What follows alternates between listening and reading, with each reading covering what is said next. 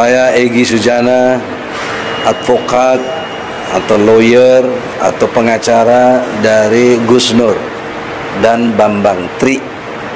Saya baru keluar membesuk mereka di bawah tanah tadi itu, ruang bawah tanah, ditahannya di sana. Kemudian saya menghadap ke lantai 15, tempat cyber crime, ya, cyber crime. Jadi saya temui penyidik, saya telepon nggak diangkat atau mati lebih tepatnya HP-nya. Saya naik ke lantai 15, sampai di sana nunggu, kemudian diurus, kemudian dikabarkan katanya penyidiknya ke Surabaya. Kan penyidik tidak satu, saya lihat di surat itu kan sampai 40-an. Itu satu pun nggak ada yang bisa nemuin kita. Nah, ini perhatian buat Kapolri, Kabareskrim, Propam juga, kinerjanya begitu loh.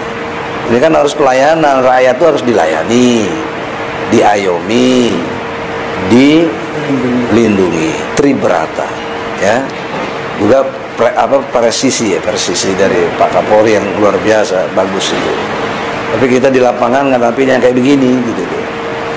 Ketika juga besok, hak untuk bicara sama istri lewat telepon nggak bisa, karena telepon harus disimpan. Saya bilang pakai handphone saya nggak boleh gitu.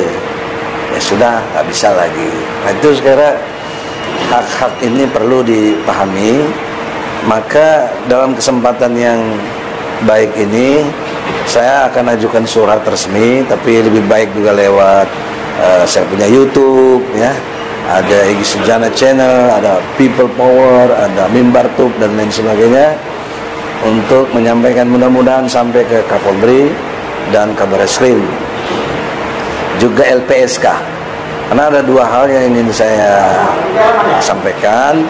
Yang pertama, studi kiranya kasus Bambang Tri ini kan tentang ijazah palsu dan koridornya itu hukum perdata.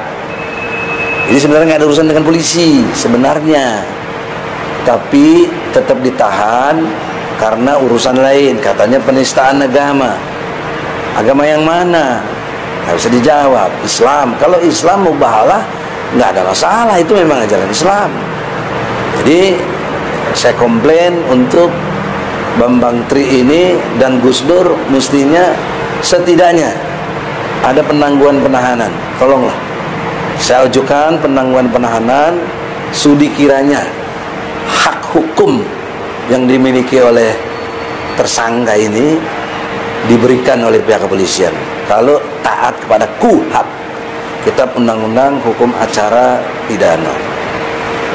Karena menurut juga peraturan Mahkamah Agung nomor 1 tahun 56 adalah perkara perdata, ada pidana, maka tolong perdata didahulukan, pidana bisa dikesampingkan karena menyangkut hak kepemilikan, apakah tanah, apakah surat-surat, dan konteksnya dalam hal ini ijazah.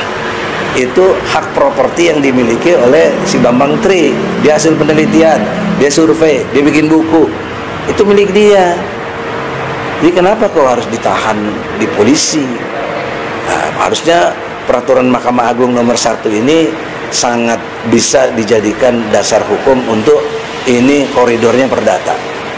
Nah, oleh karena itu, pertama saya akan ajukan tadi dan sekarang lewat YouTube ini, tolong Pak Kapolri, Kabareskrim, Propam dan siapa yang terkait di sini, Karawasidik juga, ya, studi kiranya dilakukan penangguhan penahanan, ya. Nah ini hak kami, karena sudah lebih dari 1 kali 24 jam ditahan.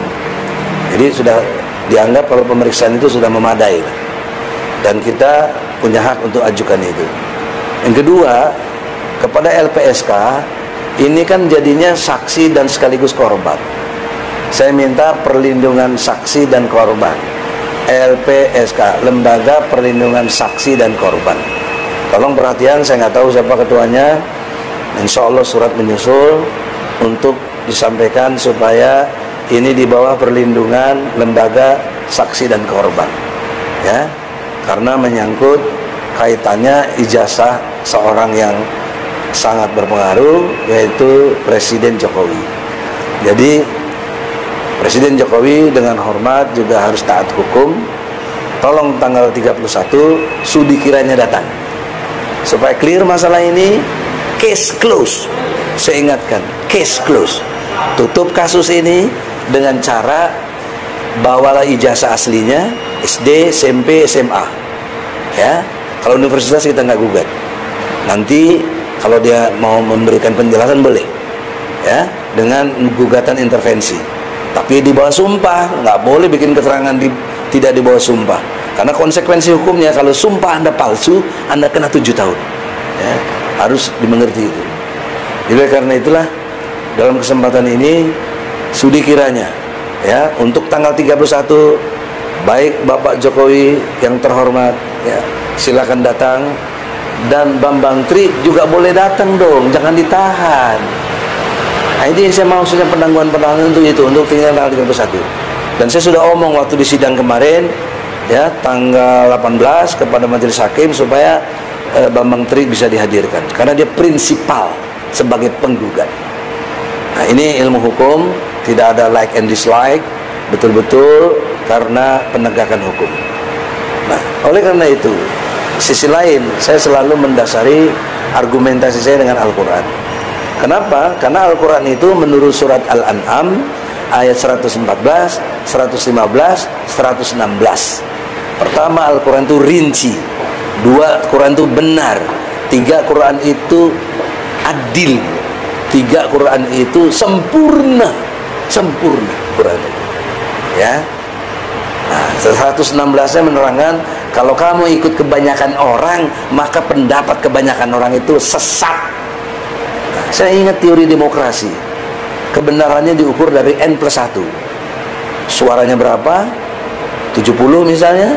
Kalau yang milih dia atau suara yang diukur benarnya itu 60, berarti yang 10 pasti kalah, gitu. Walaupun yang 10 itu sebenarnya benar, gitu. Maka itu ada di Quran, surat Al-An'am ayatnya 116. Apa kaitannya dengan ijazah palsu ini? Semua orang menyatakan kaitannya dengan Bambang Tri, ini mungkin orang gila. Tadi juga saya dapat info seperti itu. Atau Gus Nur diyakinkan nih orang gila. Kalau dia dinyatakan gila, Bambang Tri kasus close katanya. Waduh, kalau dia orang gila kan udah pernah buku pertamanya, jadi bagaimana gitu. Dan ditahan. Kalau dia ke orang gila, kenapa dulu ditahan sampai 3 tahunan lagi? Aduh, gimana sih? Dan juga implikasi seriusnya kalau dia dinyatakan dia orang gila, berarti Jokowi benar, gitu. Padahal mekanisme pembuktian tidak begitu. Kan yang dipersoalkan ijazah asli. Bawalah ijazah asli Bapak Jokowi ke pengadilan. Kalau Bapak Jokowi tidak sempat karena sibuk kepala negara yang luar biasa, boleh kasih kuasa, tapi tanda tangan basah. Jangan nggak ada tanda tangannya. Kemarin dari kejaksaan bilang belum ada konfirmasi pemberian kuasa. Ya, kalaupun ada nanti substitusi. Bagaimana substitusi? Yang digugat siapa? Ya, jadi tolonglah mengerti hukum, jangan pura-pura tidak mengerti atau sabarutain. Sisi lain, saya masih punya keyakinan. Sisi lain, apa yang Jokowi lakukan itu benar, karena bisa jadi Jokowi punya ijazah asli. Yakin saya. Sisi lain, tapi keyakinan saya tidak punya nilai kalau Jokowi tidak datang ke pengadilan atau mau diwakili, menjadi penjelasannya oleh yang mewakilinya.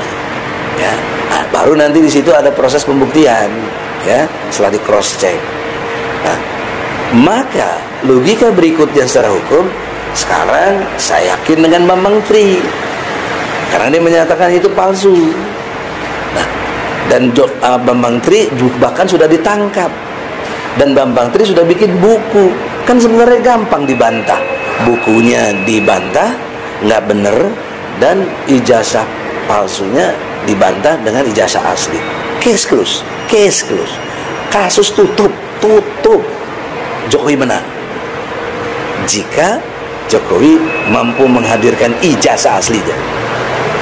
Jadi saya tidak perlu Jokowi, saya tidak perlu Bambang Tri lagi, tapi dalam konteks pembuktian Bambang Tri sudah ajukan dalam bukunya ijazahnya palsu, dan yang belum Jokowi membawa ijazah aslinya.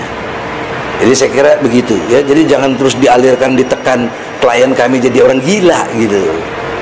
Oh, itu nggak benar juga begitu kok. Jadi orang gila ya. Kemudian yang terakhir konteksnya lagi bahwa kehidupan yang kita harapkan ke depan dengan suasana Undang-Undang Dasar 45 Pancasila yang kita yakini sebagai dasar negara kita, aturan main kita, tolonglah ditaati. Terutama pasal 27 ayat 1. Setiap warga negara berkesamaan kedudukannya dalam pemerintahan dan hukum tanpa kecuali. Jadi Jokowi dengan hormat, Anda nggak ada urusannya presiden, menteri dan lain sebagainya, karena menteri juga saya gugat, Mendikbud ya, KPU juga, kalian sama di mata hukum dan pemerintahan ini tanpa kecuali. Sama dengan Bambang Tri, sama dengan Gus Nur, sama dengan saya. Kita semua sama. Kita treatmentnya adalah kemanusiaan yang adil dan beradab. Sila kedua, dan kita tetap jaga persatuan Indonesia.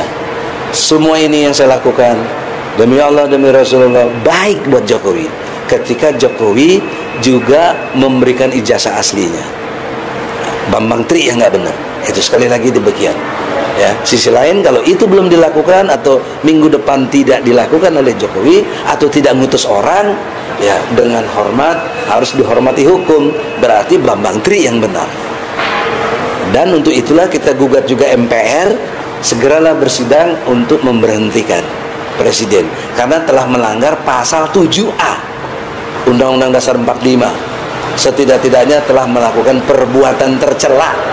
Ijazah palsu kan tercela banget begitu, memalukan ya. Sekali demikian, semoga siapapun Anda, mau cebong, mau kampret, mau apa, tolong dengan hormat, hormati hukum ya. Saya nggak ada urusan dengan bela sana bela sini, saya nggak ada urusan dengan pecah belah bangsa. Saya mau menegakkan hukum ya. Saya pasti jaga bangsa ini, tetap pemersatu bangsa. Saya juga punya partai pemersatu bangsa. Jadi nggak mungkin saya memecah belah bangsa ini. Semoga demikian, semoga Allah ridho. Assalamualaikum warahmatullahi wabarakatuh.